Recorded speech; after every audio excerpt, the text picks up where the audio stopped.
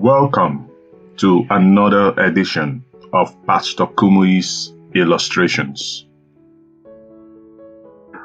Afflicted with sickness or pain.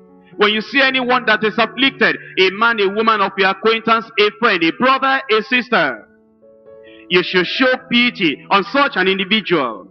Verse 15, my brethren have dealt deceitfully as a brook, and as the stream of the brooks, they pass away.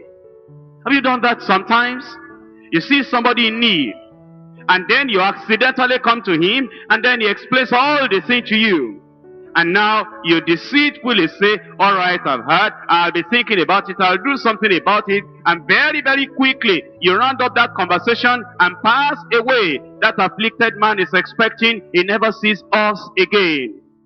That's how we have behaved. That's how we have run away from responsibility of touching the lives and helping the people in need. It says, my brethren have dealt deceitfully as a brook, and as the stream of the brooks, they pass away. It says in verse 17, what time they wax warm, they vanish. When it is hot, they are consumed out of their place. When you think they're giving you some encouragement and some hope, and they're trying to warm up the affection within you, and they say, okay, we'll be thinking about it. Okay, I'll be praying about it. All right, I'll see what to do about it. All right, I will definitely come to your aid now. Don't worry about it. I'll be thinking about you. And then, as they wax warm, they vanish. You don't hear anything again. You don't see them again. And deliberately, methodically, they begin to avoid the people that are in trouble. Verse 18, the paths of their way are turned aside. They go to nothing and perish. While we are hurrying, running and hurrying away from the people in need, it says we're going to nothing.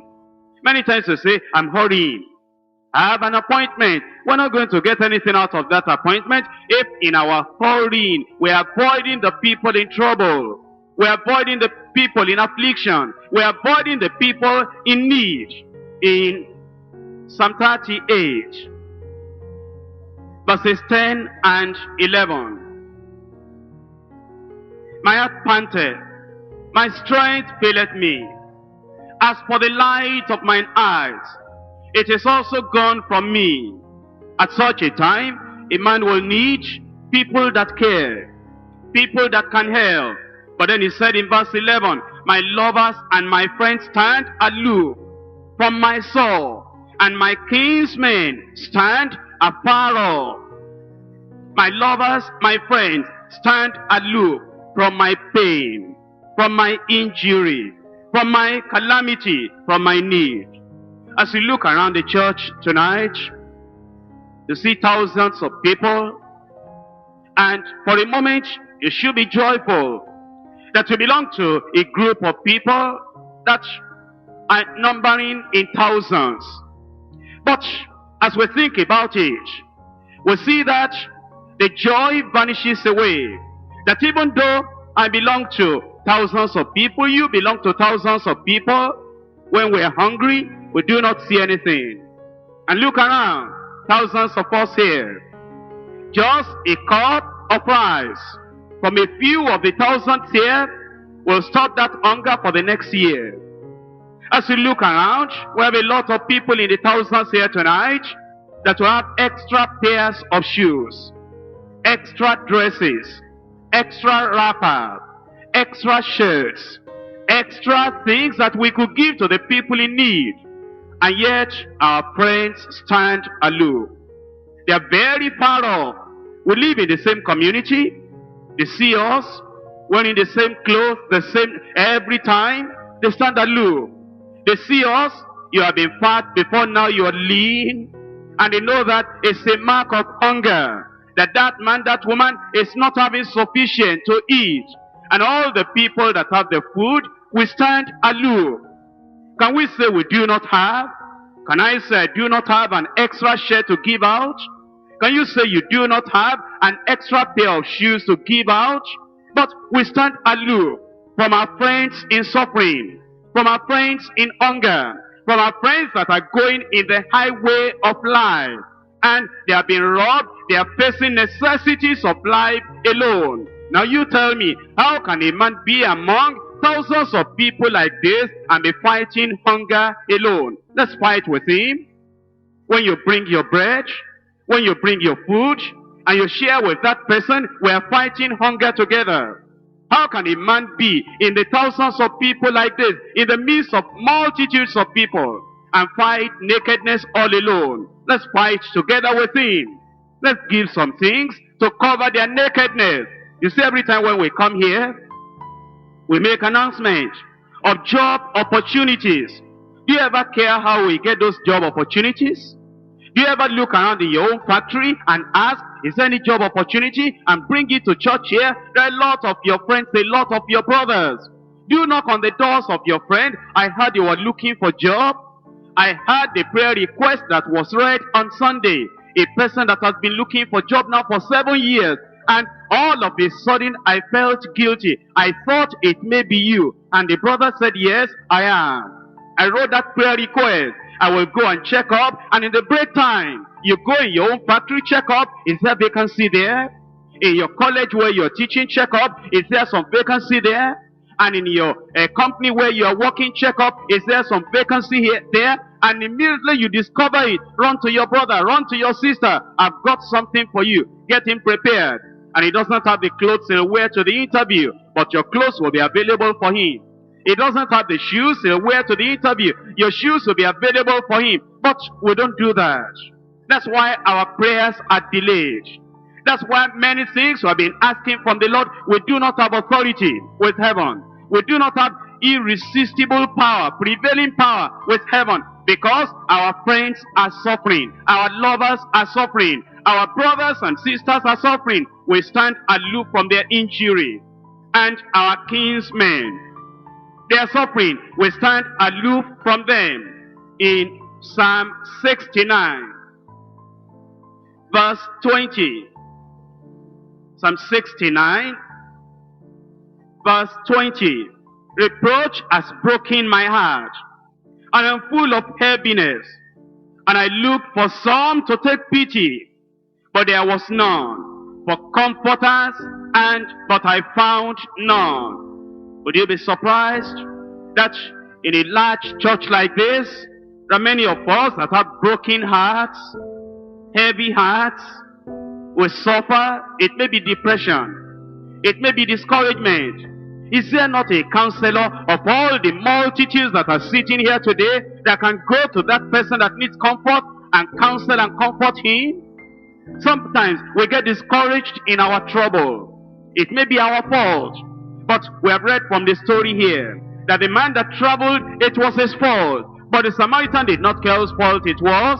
It may be the fault of our brother, the fault of our sister, or the fault of our neighbor, that he has brought himself in the depression. But now the depression is there. You can counsel, you can comfort, you can provide, you can pray, you can hold his hand, and you can say, I am your friend.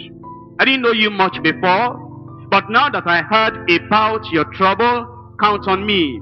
You know, sometimes when a relative dies, the husband of a sister, the wife of a brother, it's such a time of distress, such a time of discouragement. You dare not allow the person to live alone.